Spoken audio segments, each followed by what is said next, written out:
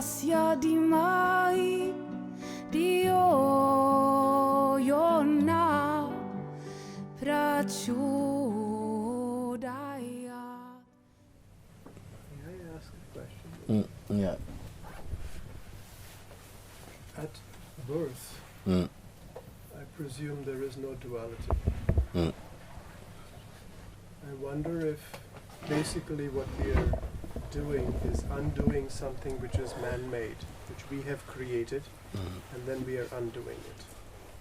I wonder if bringing some of this to the mainstream education system, so that we can take children at a very young age before we create that duality. In order to do that, you have to find those people who are naturally like that then. You see, before you can do that with the children, you must already have gone through that state. You know, whereby you realize yourself. If you realize yourself, then you can say that maybe it is possible. Or let's see if it is like that even. Let's see if it is like that.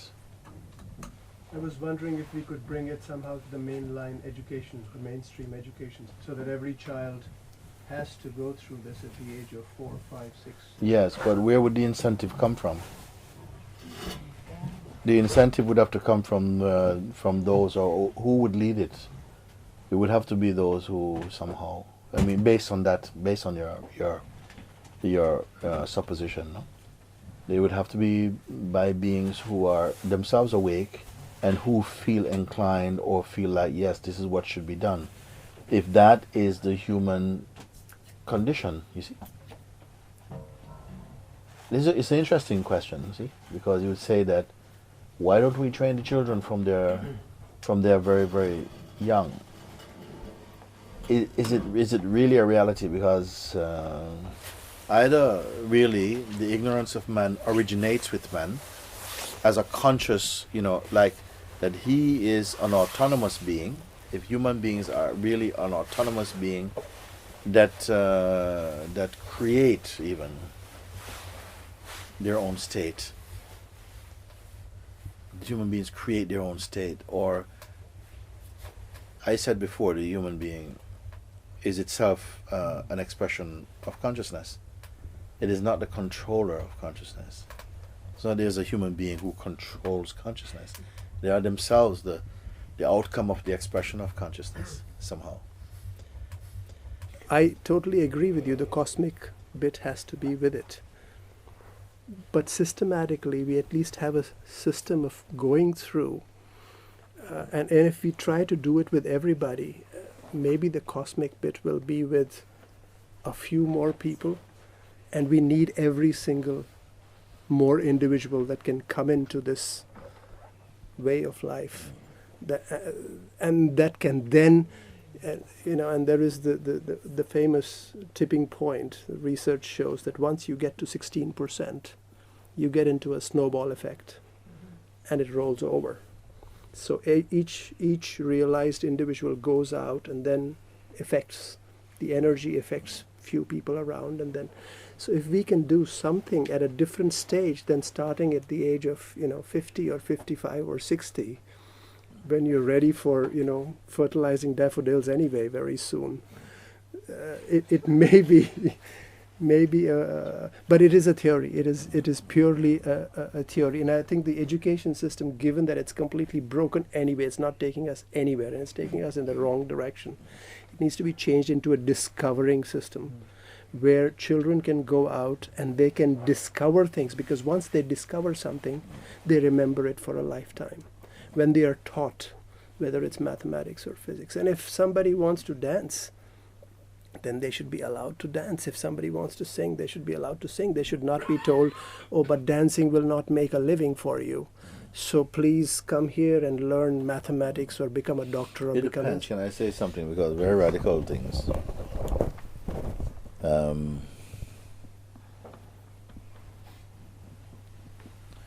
It depends on what is your philosophy about life, actually. If you think that the purpose of life is to come and to discover your human potential, what you can do, what you can learn, and so on, and develop that and become, really find your thing as a human being, to maybe then would come more great poets and scientists and great, more prolific, because these are people who have an orientation from early and then come to what we conceive of as a human potential much more quickly and much more in alignment with what we feel is the standard of, good functioning humanity or something like that. That's one kind of outlook. My seeing is that that's not our purpose. Your highest purpose is to know what you are, to understand this universe without having to go to university, even, or school even. But school is a part of it. This is not my thing. I can't say this is my projection or nothing, but just from what I've seen, to then say, well, yes, children should be like this or like that. I feel the universe is taking care of it, even in the really poor looking hands it seems to be in. It is still a universal drive. Like we talk about all the businesses who are succeeding at the moment. It was a different outlook. Whatever our theories are, all the businesses that are succeeding at the moment is because somehow they're succeeding because of consciousness, because they're meant to be like this for now. When they fail, they're meant to fail at that for now. And those who, can have great ideas and put a tremendous amount of money and put everything in, and will go for a little bit and then burn out. I don't feel these are in human hands, really. I think it's true that there's a deeper evolution inside, which doesn't have the evolutionary models in on the physical or material desktop. To say, okay, look, this is a human being. She's a fantastic ballerina, but still not awake to the truth. But now we come back to this thing. Is it like that?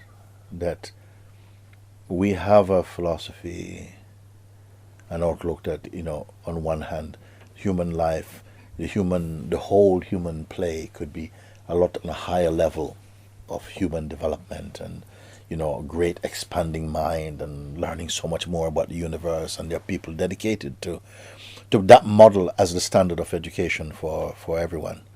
How much you can learn more about things and whatever it is, and how much that your knowledge will somehow feed that mainstream thinking and carry it on.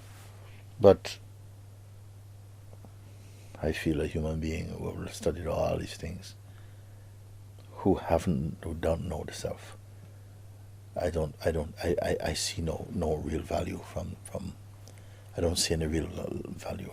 I'm totally with you, sir. All I'm trying to say, can you imagine the ballerina who has also realized herself what that combination would give her?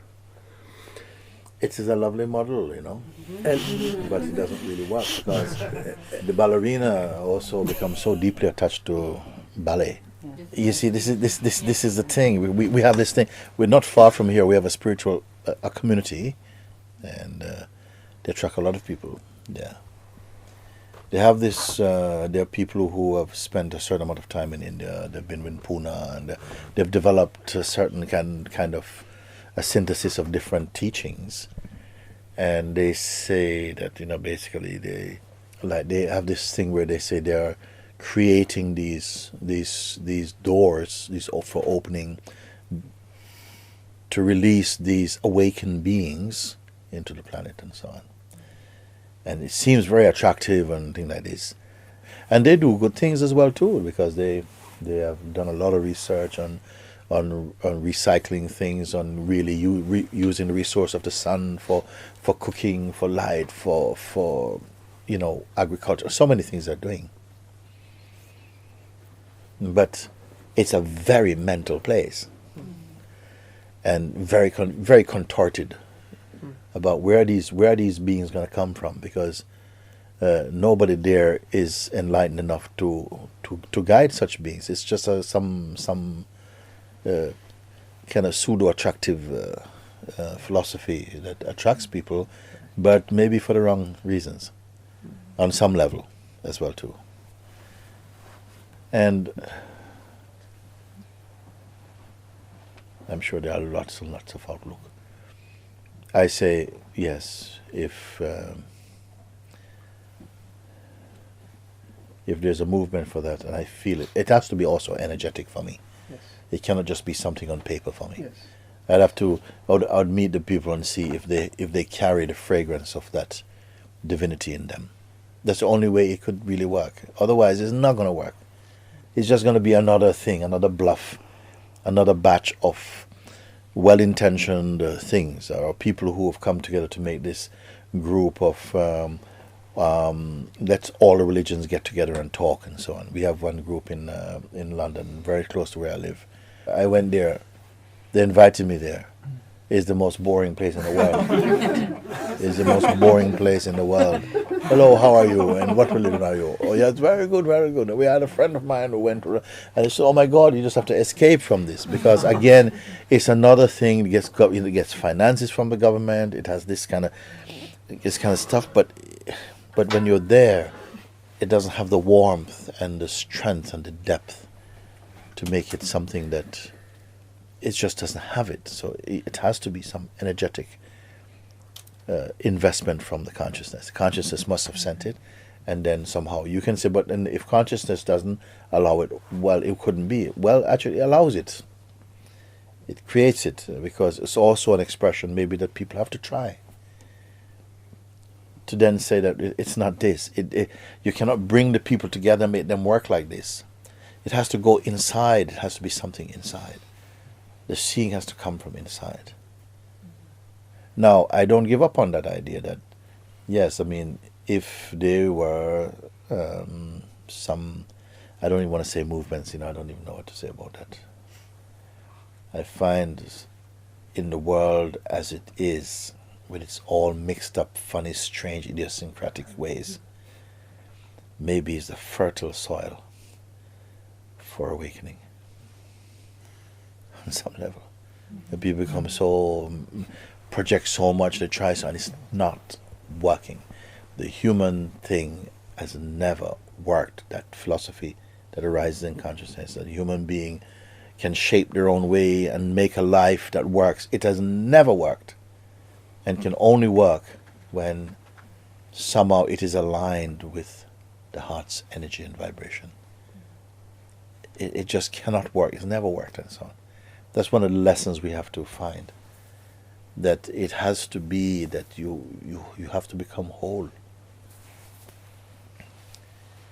And I can't say, well, yeah, if this happened, then we'll produce a lot more enlightened beings or so on. I told you the example of what happened to this child who went to this house, who said,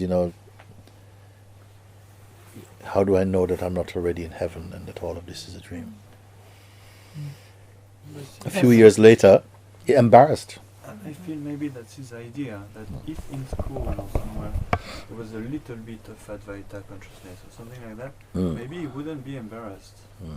Or maybe not in school, because if it's in school, it's not cool. And as a teacher, I agree with that. I mean, I can see the conditioning in school is really to put you in a box. Human beings have never been in control of the world, and they're not in control of themselves either. We are looking a very different way. We're looking again with the same, even the ones who seem like they're trying to counteract this, they're still in this.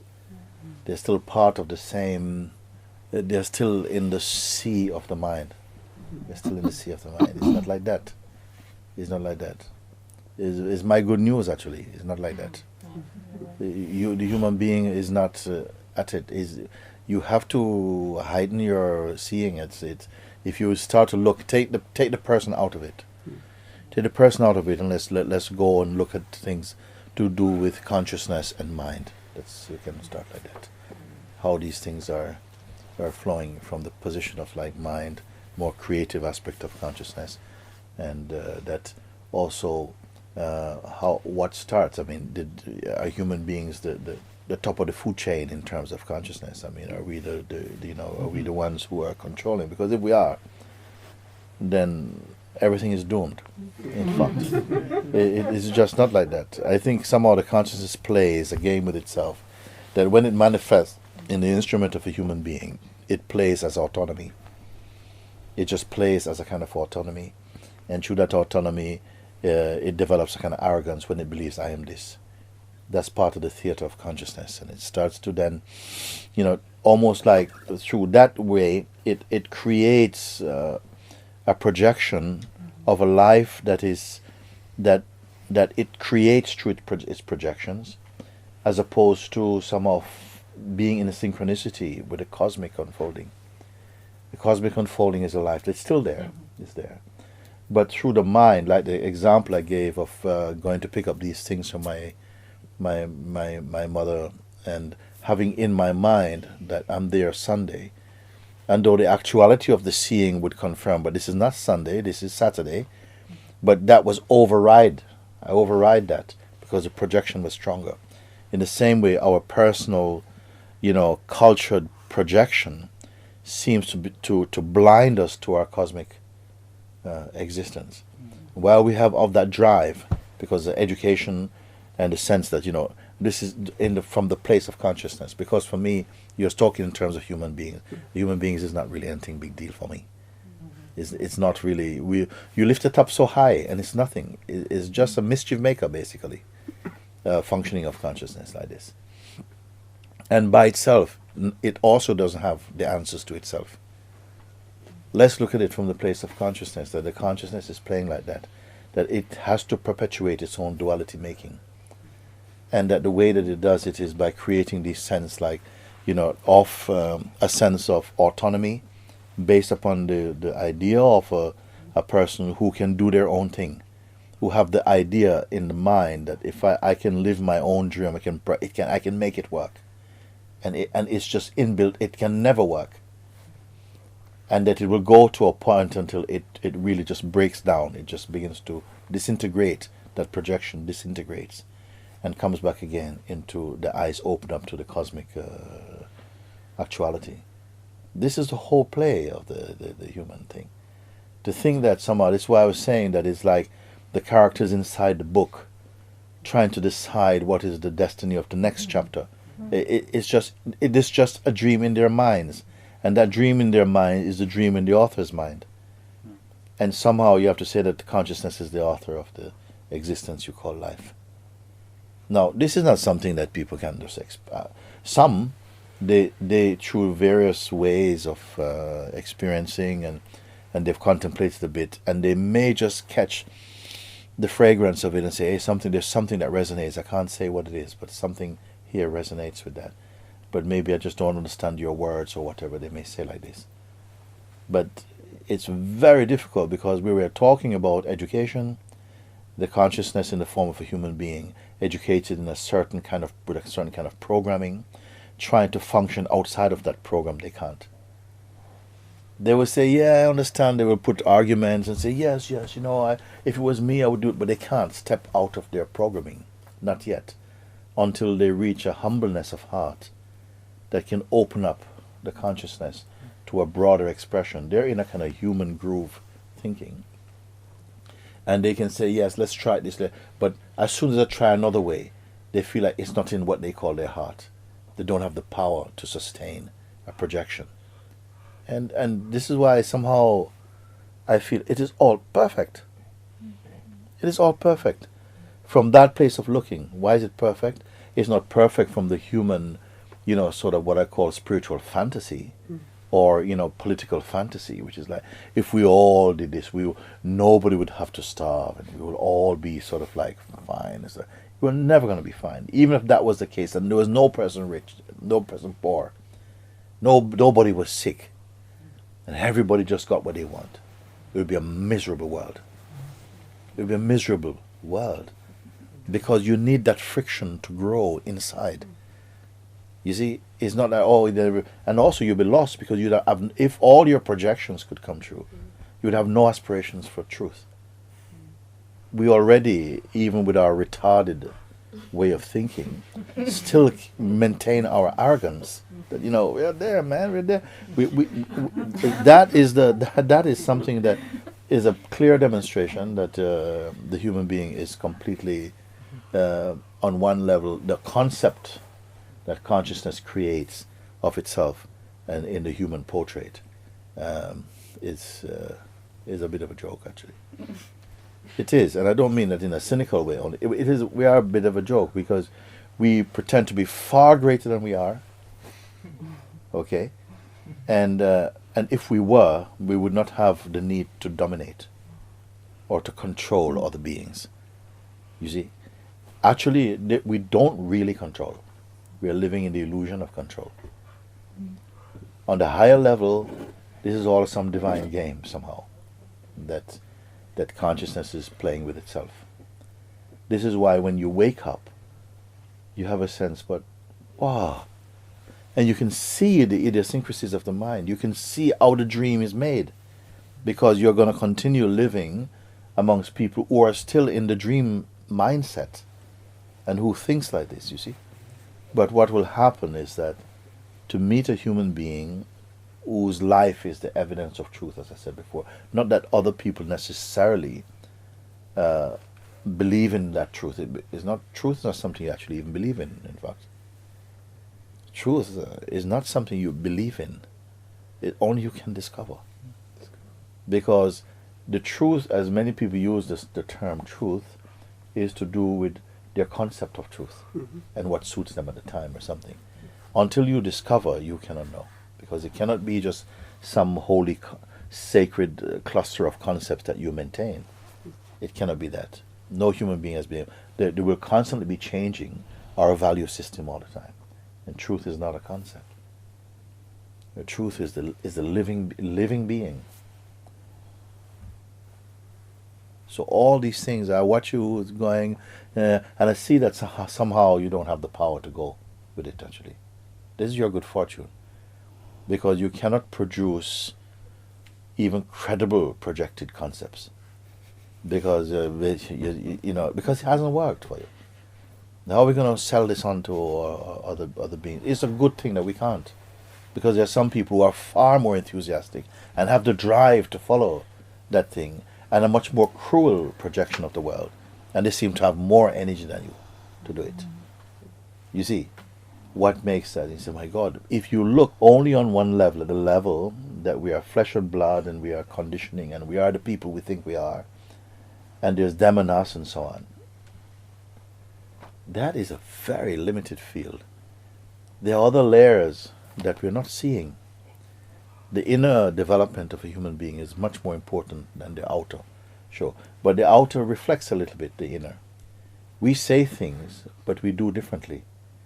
This has been the game of the hypocrisy of the human concept, actually.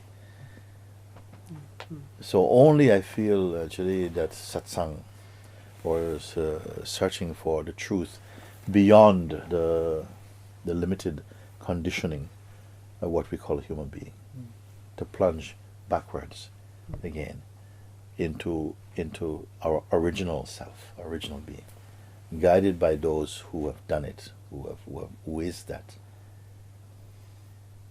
because that brings results now first in you, and then somehow it spreads faster than you can speak, because the environment set up just by the radiance of pure presence already is having sort of impact, already creating influences, inspirations, change in not just human beings only, also. Because in a way, also, the animals are part of it. Everything is part of it. The environment, the air also. I don't mean just the phenomenal air, the spiritual air. Because you can go sometimes in some cities, and after walking around half an hour, you're completely drained. Because the energy is a sucking, just debilitating energy. And in another place, it's invigorating. Maybe you have more noise, but it's more invigorating. because the psychic noise is different. Where there's more sattvic, you know, presence and energy, then somehow it's more supportive in terms of what I would call the true qualities of human being: the compassion, understanding, joy, wisdom, a sense of unity supports that. You cannot just teach people here, put a helmet on their head, change their orientation, make them into enlightened beings. It's just a big joke. You cannot do that. A power is taking care of it far better than human beings can. And it's always on the increase, but you cannot see that because many times where you're looking from and your standard of assessment is very different from the actuality of what life is. I said to you in Satsang, many times I see people laughing, and you think they're laughing, but I see they're crying. People going, ha, ha, ha, ha, ha, ha, ha, and everybody's going, ha, ha, ha, ha, ha, ha, because they think you're laughing with them. But I feel a pain, and I know that pain. I feel it inside coming from them. And I see people crying, and I see that they're released. It's a relief. And people are coming to rub their shoulders and say, they're better off than you.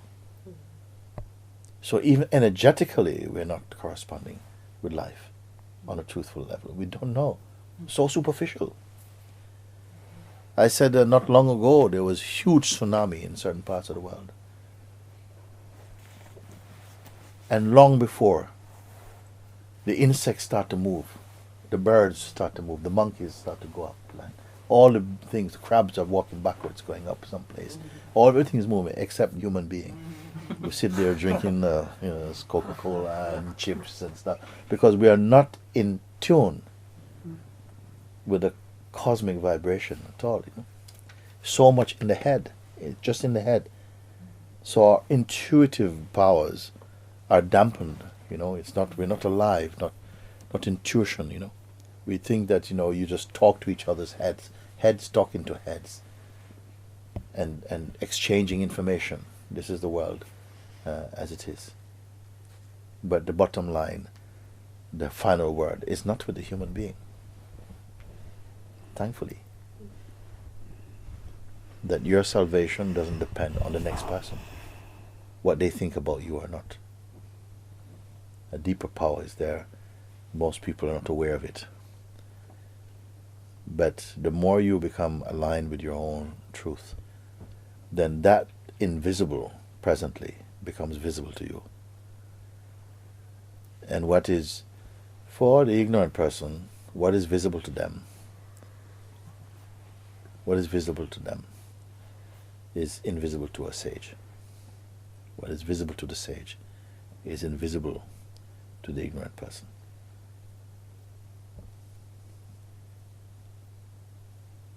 It's better we give up all those things and become empty. You're not doing the world a disservice. In fact, you are so much helping it by being empty. Because at least if you're empty, you're available to the supreme energetic expression. When we are full, we are just projecting and saturating the environment with this sort of strange energies that we carry. And the West is crippling, actually.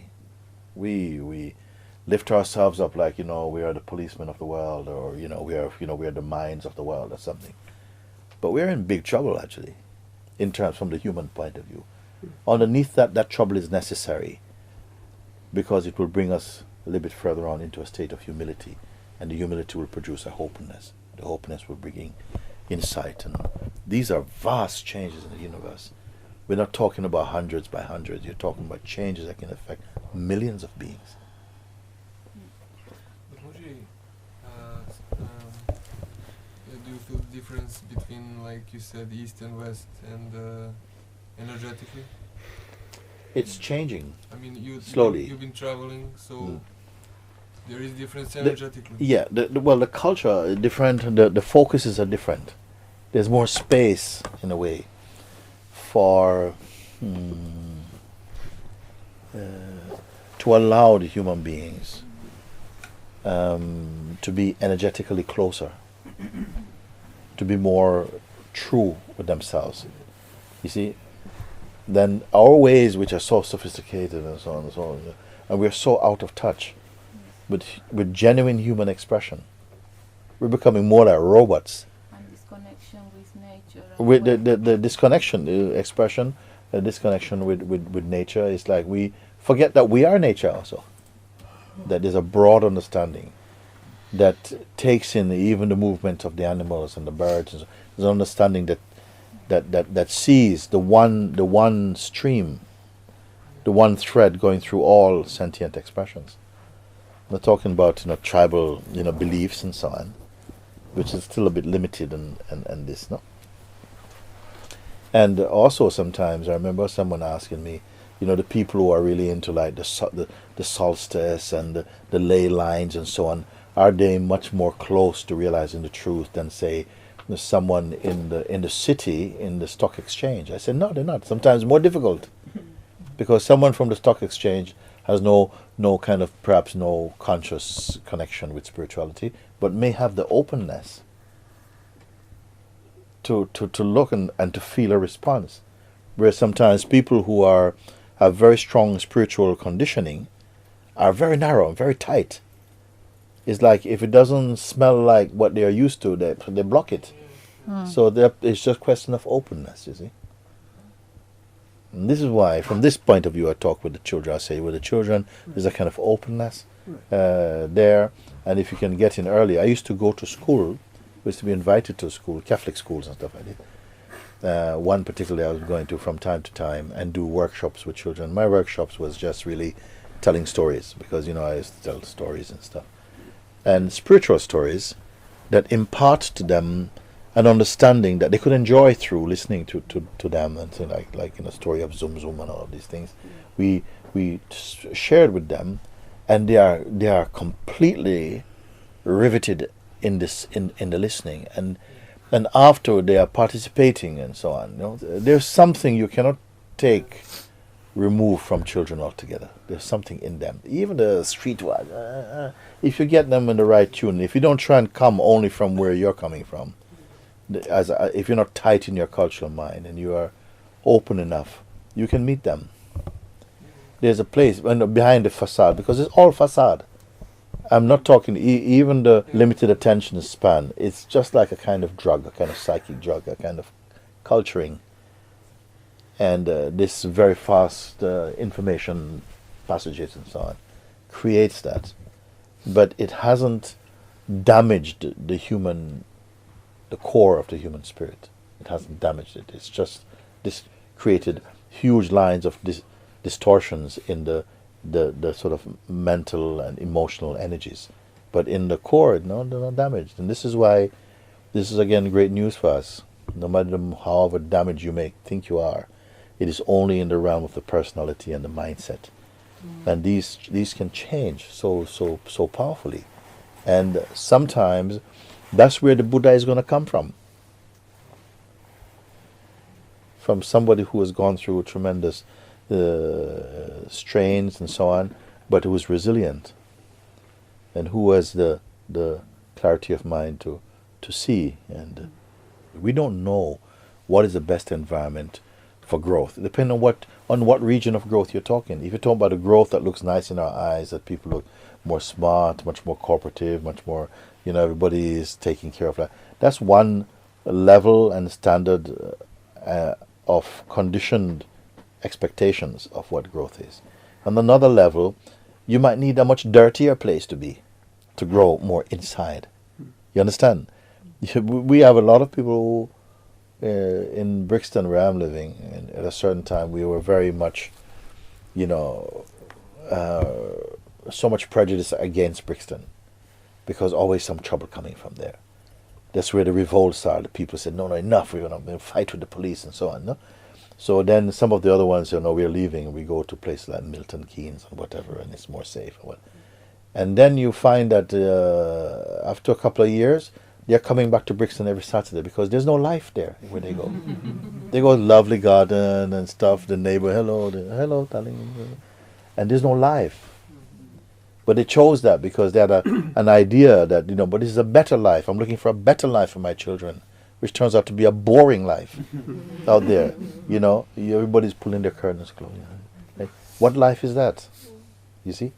So sometimes very challenging, intense environments help us to dive more deeper inside, you know. So when you look with a newer understanding, a fresher understanding of things, then the world kind of like, you know, actually maybe it's not so bad actually, because on so many levels there's evolution of consciousness. That has to be like this, and you move closer and you understand. I remember one woman in Brixton, outside the underground station. I saw these kids where she had stopped on her bicycle, left the bicycle outside the shop. She looked like a kind of grown, you know, woman in her 30s, going inside this supermarket to get some stuff. And then these kids, like about 12 of them, maybe like, you know, between like the ages of 12 and 16, they started to pick up her bike and sort of like pull off her lights and stuff like this. And it looked very cruel.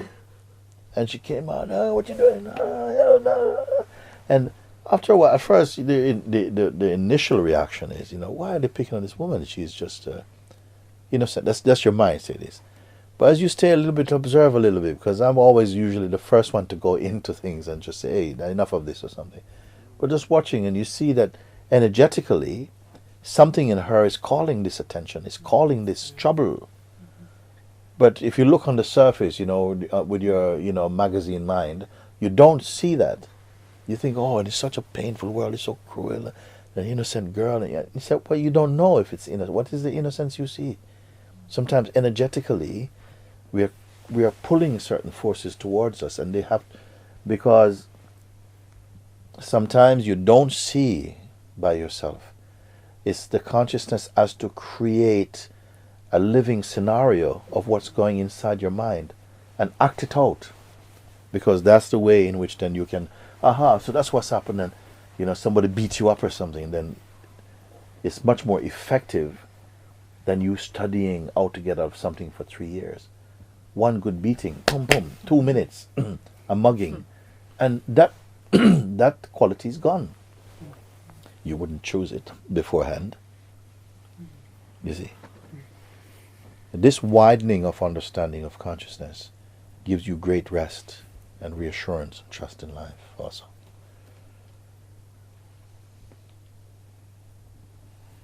Having said that, don't go to the other extreme, which is to feel that, well, life is taking care of life anyway. Somebody is being beaten up on the street and you walk past them and saying, well, I mean, no, it's not really, I don't need to do that because the right person will come to do this.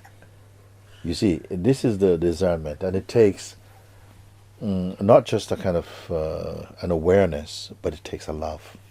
And that love is going to come to you the more you go into the real understanding.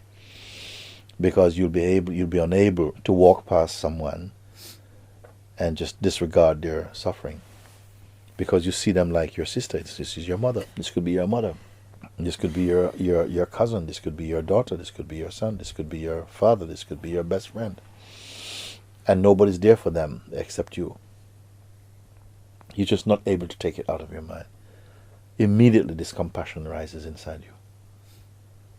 And still, at the same time, there's a discernment that sometimes, no, just leave it for a minute. Just let it cook a bit more. On so many subtle streams is the consciousness flowing. Who can keep up? Only the one who is empty.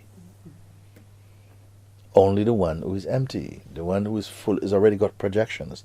And if you've got projections, you're out of synchronicity. You without you.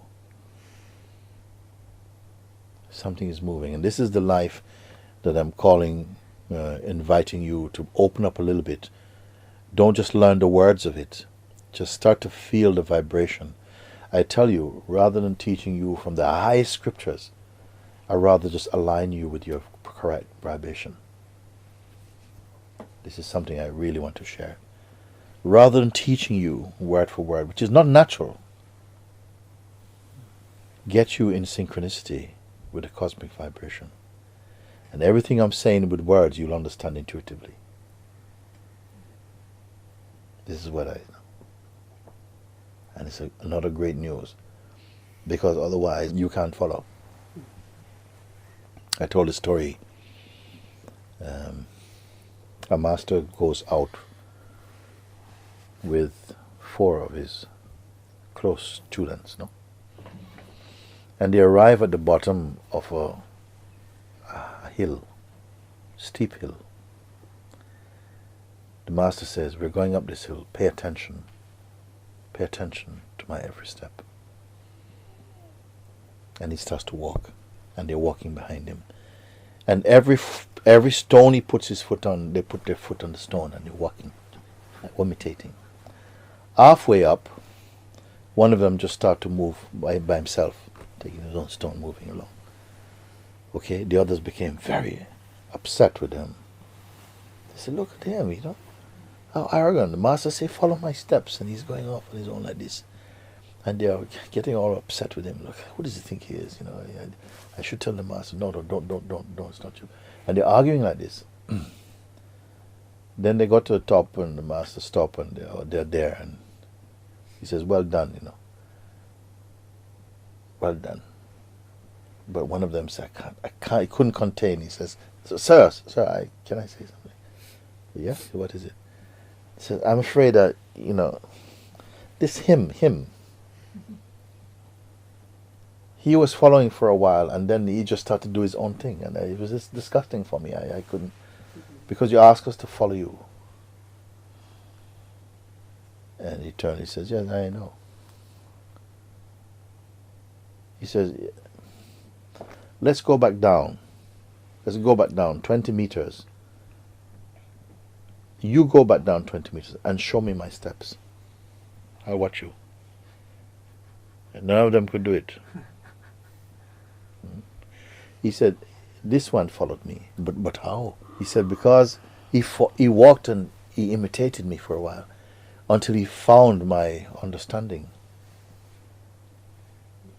And with this understanding, he moved in my spirit. It appeared he go his own way, but he's moving in my spirit, in the spirit of truth. You're only imitating. You're only imitating. I tell you, go back only 20 meters and take my steps again. You cannot do it. So you only imitate, but you understand.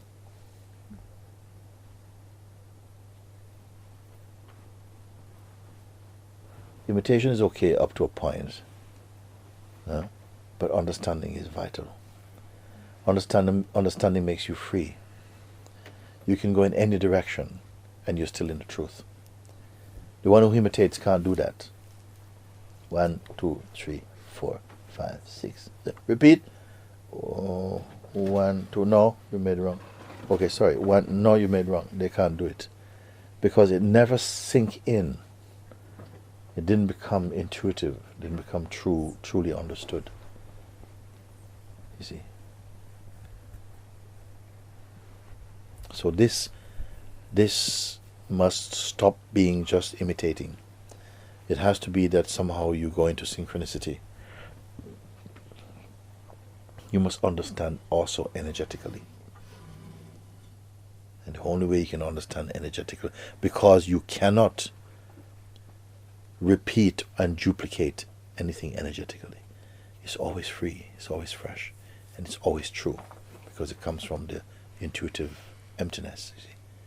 The other one is coming from mind. So when you change the step, he's lost. These are the people who say, but yesterday you said this, and now you're saying that. Yeah, and tomorrow I'm going to be saying something else, contrary to today, perhaps in your ears. But the one who understands me knows every time I speak, it is correct in that context, you see. This is the difference. If you are a person who is just learning life, that's why I say I'm not a teacher, I'm not interested in teaching anything. I'm not interested in you just being a student. You must discover something.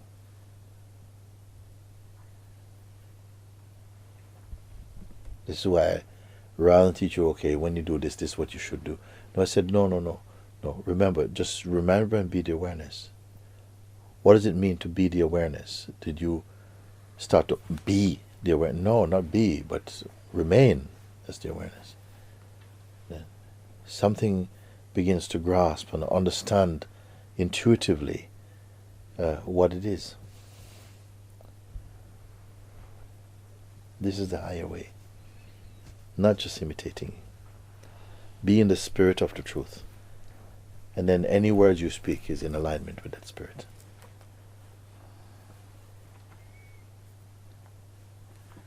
So I say always, forget about everything.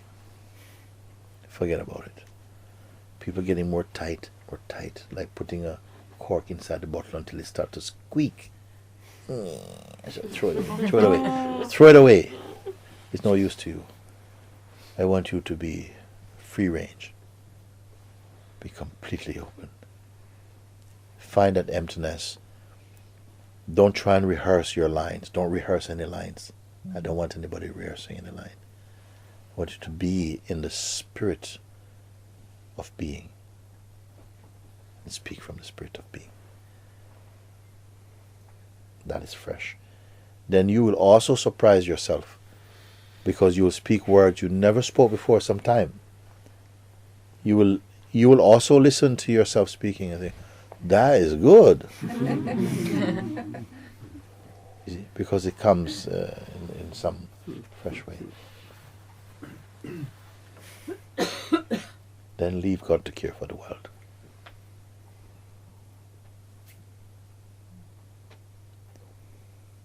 Because the world is not just one thing. Infinite streams, infinite potentials of perceiving. It is not an object that is unchanging. Also the object is changing, and the perceiving apparent subject who also shares some objectivity is also changing. So what can be fixed, you see?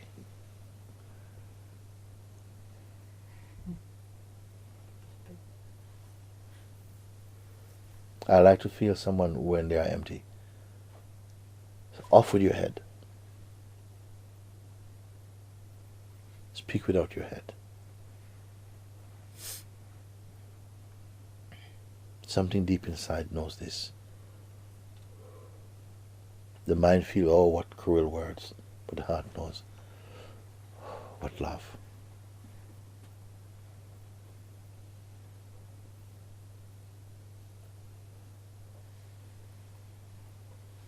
I said before, the Sadguru's grace throws you out of yourself and enters your absence.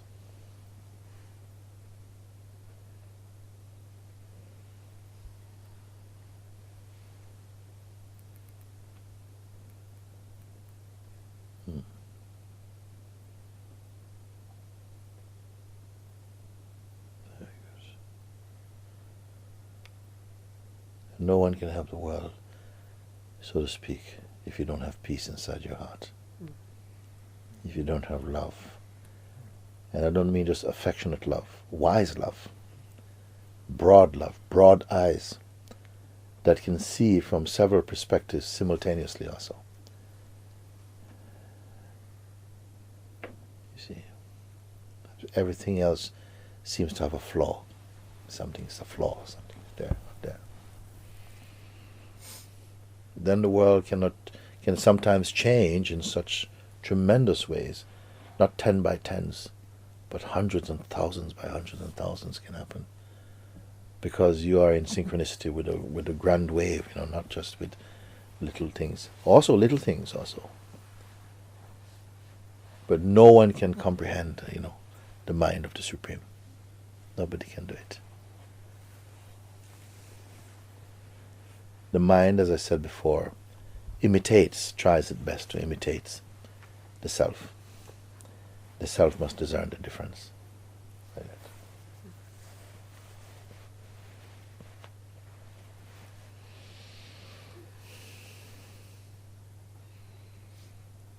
Here is where awakened beings must come out of this place.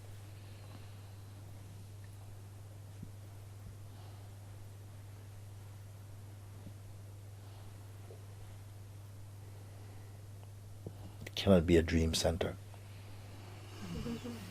Awakened beings must rise up out of this place, because there's no other concern here but done for that, for the realization of the truth And I put it that it's not difficult. It's not a question of difficulty.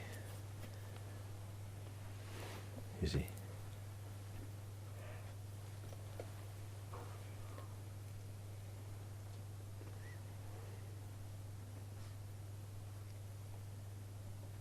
At a certain point, your attention turns away from your little self. Stop protecting, comforting the little self. If there is a little self, or beyond imagination. And then you are entirely free.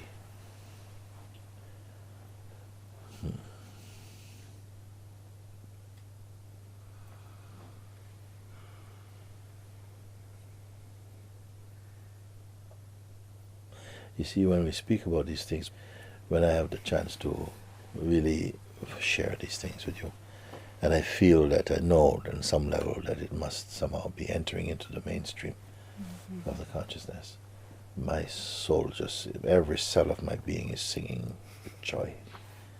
I can't tell you. And yours have to be. Because there's such a harmony when the mind just relaxes back into emptiness again. I'm sure the angels in heaven are singing. They are happy. They're having a party with just joy. That some understanding is reaching. Some understanding is happening. You see, rather than our own projection of our own private mythologies, but that understanding is taking place, which is not just mental, but has its own energetic approval. Then you can move about on this land or some other land or some place, but your actions won't be so consequential. They will carry grace. Even when the sage is angry with you, it's a blessing. If he hits you with a broom, it's your thanks. You have to be grateful. Your heart knows it somehow, isn't it? You see, because every expression is an act of love. Their only concern is that you're free from this craving, free from the hypnosis of conditioning. Yeah.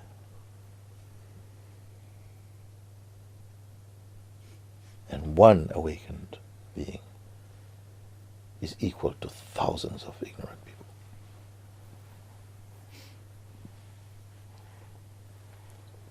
Because they can affect the mind, take the mind to a very higher level of consciousness. You see?